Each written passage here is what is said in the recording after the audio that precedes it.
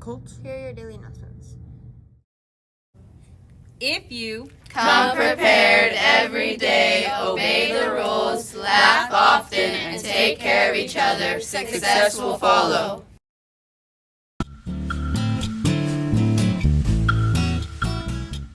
Now, A message from our counselors. There are 5 steps to goal setting. Step 1, identifying your goal.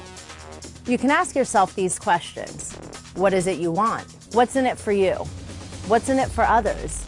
Once you've really honed in on what your goal is, write it down. Don't take my word for it.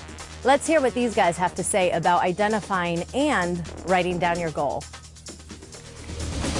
Ever since I was a kid, I've always wanted to become a doctor, and after having my grandmother die of leukemia, I kind of steered my goal towards becoming an oncologist.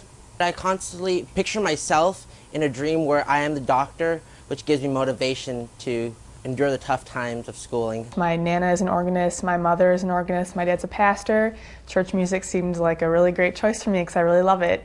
I wanted to get into a specific program at the college I'm going to, and the deadline for the music audition for an organ major was December 15th, so I had to cram a lot of work into a couple months and then record everything, which was a challenge. The value of setting a deadline made sure that I got everything done on time, and it really motivated me to work very hard to get everything done in the short amount of time that I had.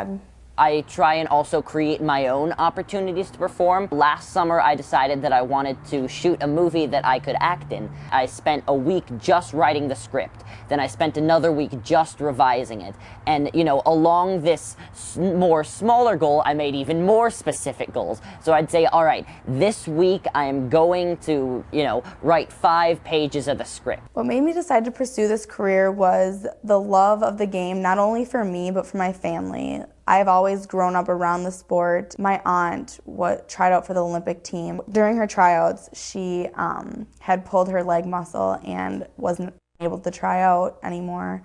And so just hearing her story almost made me want to follow her footsteps. I just kind of started in the summer rec team and I liked it a lot, so I joined the club team, the year-round team, and it started from there. And then I liked competing and I liked to win, so kept on doing it. Every season we give a paper with our goal times to our coach, and it helps me because it visualizes them, and it, instead of saying, oh, I want to go somewhere around this time, it makes you say, I want to go this time. I would talk to my counselor and write my goals down, and for classes you'd have to write what you wanted to do, and just doing that all helped keep myself organized and know what I want to do, because organization is really important. I started riding horses when I was 3 years old, and I've been competitively riding since I was 9. Having it be a part of my daily life, being out at the barn every single day was I grew to love it so much. If you don't have a goal, you don't have somewhere to look forward to. If you have them, you know where you're going. You have some sort of feeling of direction, and I think that people like that feeling of security. At the age of 13, I was inspired by a speaker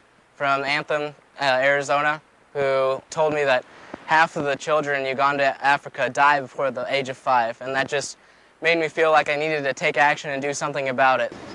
An inspiring story here, that I was speaking in America about Hope for Kids, telling about Africa, and this boy here, this is Nathan. Nate, he's 14.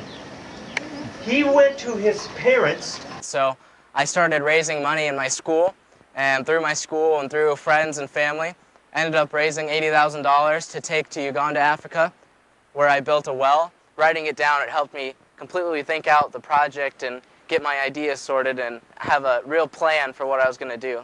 So you have to identify your goal and write it down. If you don't write it down, it's almost like it doesn't exist. It's not really a goal. So write it down. But then what? That's all for today. Join us tomorrow for your morning announcements.